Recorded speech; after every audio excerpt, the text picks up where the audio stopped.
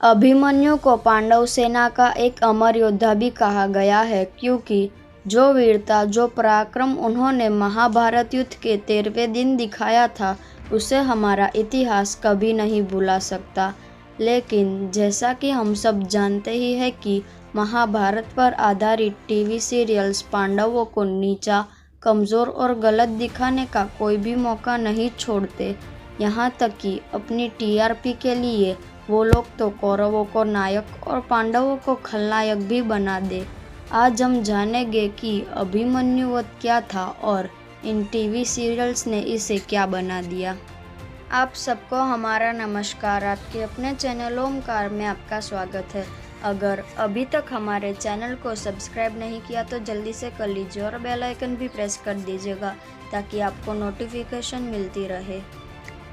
सबसे पहले हम बात करेंगे स्टार प्लस महाभारत की। तो इसमें ऐसा बताया गया है कि चक्रव्यूह में प्रवेश करते ही अभिमन्यु स्वयं ही अपना रथ त्याग देते हैं। तदंतर कर्ण और द्रोणाचार्य अपने बाणों से अभिमन्यु को भूमि में गिरा देते हैं। तत्पश्चात मामा शकुनी, अश्वत्थामा और दुशासन रथ से उतरकर अभिमन्यु पर तलवार से प्रहार करने के लिए आते हैं और अभिमन्यु केवल रथ के पहिए से ही उन सब को घायल कर देते हैं। तब दुर्योधन भी अभिमन्यु को और अधिक पीड़ा देने आते हैं। तब महारथी कर्ण को अभिमन्यु पर दया आ जाती है और वे अभिमन्यु की मुक्ति के लिए उसका वध कर देते हैं। जबकि बी.आर. चोपड़ा महाभारत में ऐसा दिखाया गया है कि अभिमन्यु योद्धाओं के समूह को नष्ट करते हुए चक्रव्यूह के मध्य में प्रवेश करते हैं और अकेले ही द्रोणाचार्य, शल्य, कृपाचार्य, कर्ण, अश्वत्थामा सावधान अंगराज कर्ण!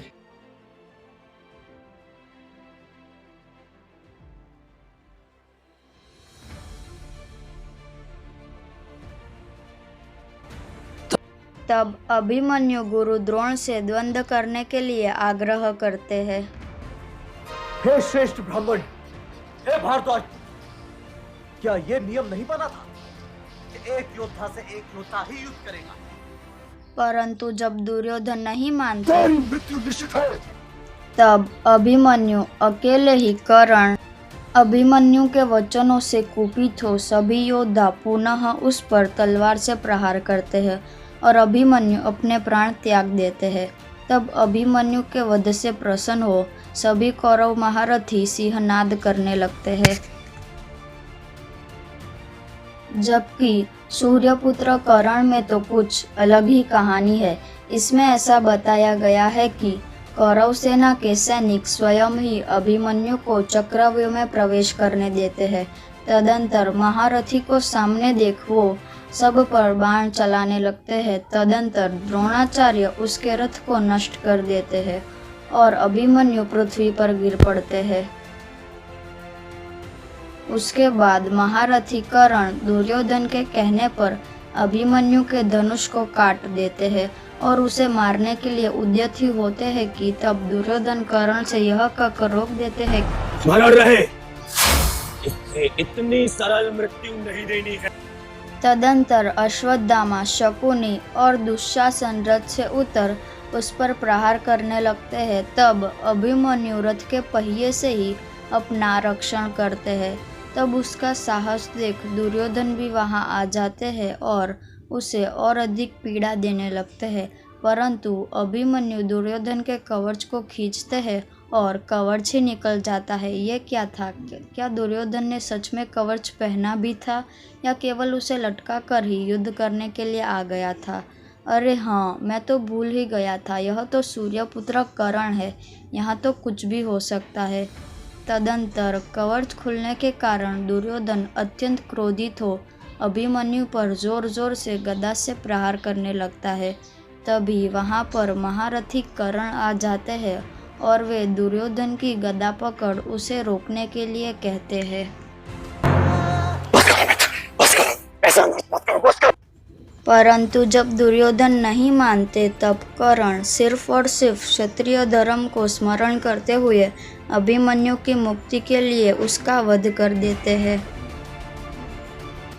सच में दोस्तों, आप सभी को कर्ण जैसा ही बनना चाहिए, क्योंकि आप खुद ही देख लीजिए कर्ण ने बी.आर. चोपड़ा महाभारत से कितना कुछ सीखा। जैसे कि 1988 में बनी बी.आर. चोपड़ा महाभारत से वे समझ गए थे कि जो उन्होंने अभिमन्यु के साथ किया वह छल था, अधर्म था। इसीलिए उन्होंने 2013 में अपनी भूल को सुधारने के लिए स्टार प्लस महाभारत में अभिमन्यु पर बाण ही नहीं चलाए और उसे पीड़ा से मुक्त करने के लिए स्नेहवश उसका वध कर दिया।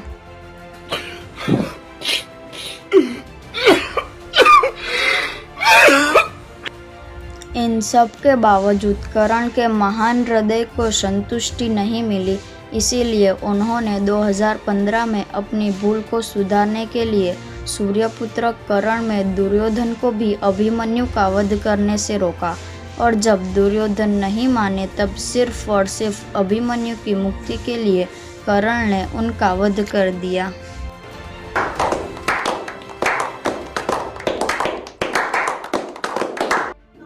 शायद इतना काफ़ी है यह बताने के लिए कि टीवी सीरियल्स बिल्कुल फेक होते हैं और अपनी टीआरपी के लिए इन्होंने महाभारत को भी मजाक बना दिया है।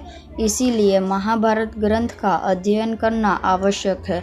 मैंने महाभारत बॉडी क्रिटिकल एडिशन का लिंक डिस्क्रिप्शन में दे दिया है, आप वहां से डाउनलोड कर सकते हैं। और हाँ, महाभारत के दृष्टिकोण से देखा जाए तो इन सब में से किसी भी टीवी शो में अभिमन्यु वध को सही तरीके से नहीं दिखाया गया। हाँ, कहीं ना कहीं बी.आर. चोपड़ा महाभारत में अभिमन्यु वध को थोड़ा बहुत सही दिखाया गया है। चलिए अब जान लेते हैं कि अभिमन्यु वध असलियत में कैसे हुआ था।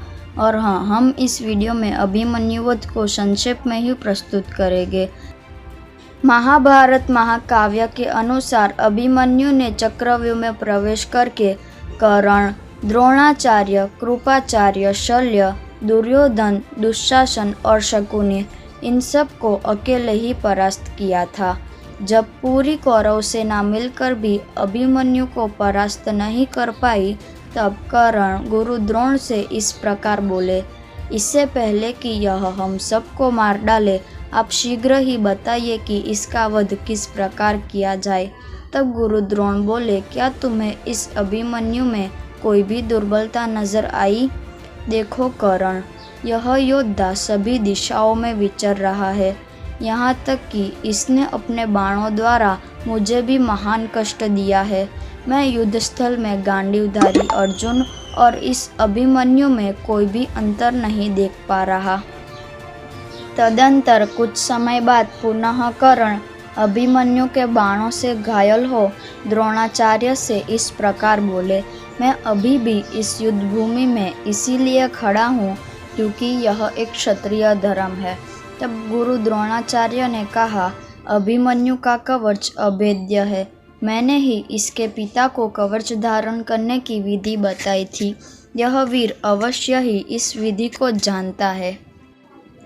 परंतु मनोयोग पूर्वक चलाए गए बाणों से इसके धनुष को नष्ट किया जा सकता है।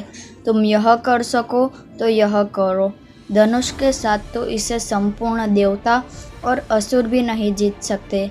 यदि तुम्हें इसे परास्त करना ही है तो इसके रथ और धनुष को नष्ट कर दो।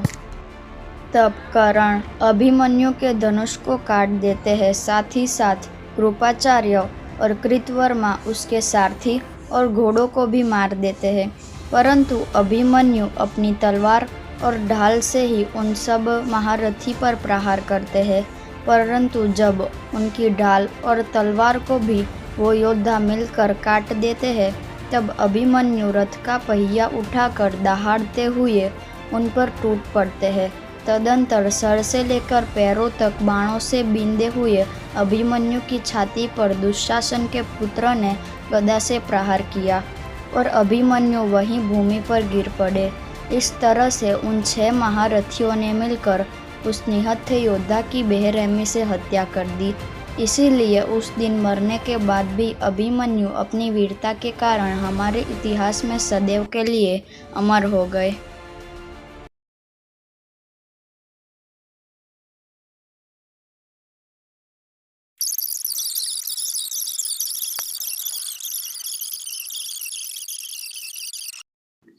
जैसे कुछ टीवी सीरियल ने अपनी अलग ही महाभारत बना दी है, बिल्कुल वैसे ही कुछ यूट्यूब चैनल की भी अपनी अलग ही महाभारत है। जैसे कि मायावी अस्त्र यूट्यूब चैनल और विध्वंसकारी यूट्यूब चैनल, इनकी तो अपनी अलग ही महाभारत है। चलिए अभी इनकी महाभारत भी देख ही लेते हैं। सबसे पहले हम देखेंगे विध्वंसकारी अस्त्र यूट्यूब चैनल की महाभारत। अब महाभारत युद्ध के 13वें दिन अभिमन्यु ने चक्रव्यूह में प्रवेश किया था। तब उसका सामना बहुत सारे बड़े बड़े योद्धाओं से हुआ था। तब अभिमन्यु ने सबसे पहले अपनी गदा से दुर्योधन को चक्रव्यूह के बाहर फेंक दिया था। अपनी गदा के प्रहार से दुर्योधन को हवा में उछाल डाला। महारथी कर्ण को बहुत क्रोध आया और फिर उन्होंने अभिमन्यु को अपने ब्रह्मास्त्र अस्त्रों से पूरे चक्रव्यूह के बाहर ही फेंक दिया। उसके बाद अभिमन्यु जब चक्रव्यूह में वापस आए तब उनको बड़ा क्रोध हुआ और फिर उन्होंने एक एक करके सब पर अपने ब्रह्मास्त्र से प्रयोग किया। फिर एक एक करके जब सब पर ब्रह्मास्त्र चला तो फिर सब के सब घायल हो गए और बेहोश भी हो गए थे। तब अभिमन्यु ने बड़ी ही आसानी से उस चक्रव्यूह को नष्ट कर दिया। लेकिन जब धीरे धीरे सब लोग वापस होश में आने लगे तो फिर सब ने एक एक करके अभिमन्यु पर कितने ही दिव्यास्त्रों का प्रयोग किया, जिससे कि अभिमन्यु का वध हो गया। आशा है आपको एक वीडियो पसंद आई होगी। लाइक करें, शेयर करें और चैनल को सब्सक्राइब अवश्य करें। अलविदा। मुझे तुम्हारा मुंह बिल्कुल नहीं पसंद आया। अतू अभिमन्यु अर्जुन और सुभद्रा का पुत्र था। वे अत्यंत शक्तिशाली और एक वीर योद्धा था। आज हम अभिमन्यु वध के बारे में जानेंगे। महाभारत युद्ध के 13वें दिन जब अभिमन्यु ने चक्रव्यूह में प्रवेश किया तब उसका सामना कर्ण, गुरु द्रोणाचार्य और दुर्योधन जैसे कितने ही बड़े बड़े योद्धाओं से उसका सामना हुआ। लेकिन अभिमन्यु ने केवल अपने एक ब्रह्मशीर अस्त्र से ही पूरी की पूरी कौरव सेना को बेहोश कर दिया। अपने एक ब्रह्मशीर अस्त्र से ही पूरी की पूरी कौरव सेना को बेहोश कर दिया। अपने एक ब्रह्मशीर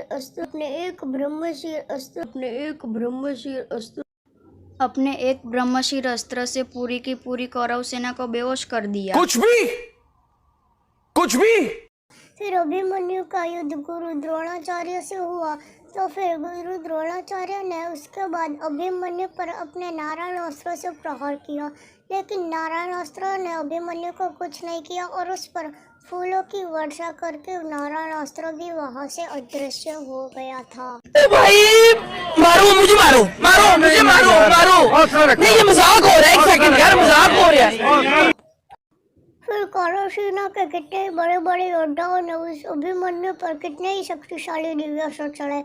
गुरु द्रोण ने अभिमन्यु पर भार्गवास्त्र, कर्ण ने ब्रह्मशिरास्त्र और दुर्योधन ने ब्रह्मास्त्र का उपयोग किया, जिससे कि अभिमन्यु निहत्थे और शक्तिहीन हो गए थे। फिर उन सभी महारथियों ने मिलकर अभिमन्यु का वध कर दिया था। हिपोक्रेसी की भी सीमा होती है। आशा है कि आपको आज की यह वीडियो पसंद आई होगी। तो अगर पसंद आई तो लाइक करें, शेयर करें और चैनल को सब्सक्राइब अवश्य करें। और कई लोग हमें हेट कमेंट्स करते हैं और सुन लीजिए, हम आपके हेट कमेंट से डरने वाले हैं नहीं। मैं ऐसे वीडियो बनाता था और बनाता ही रहूँगा।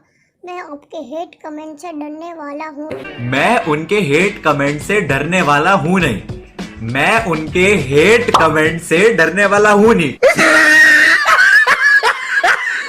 अगर तुझे उन लोगों के हेट कमेंट से कोई फर्क ही नहीं पड़ता तो कमेंट्स डिसेबल्ड क्यों है मेरे भाई?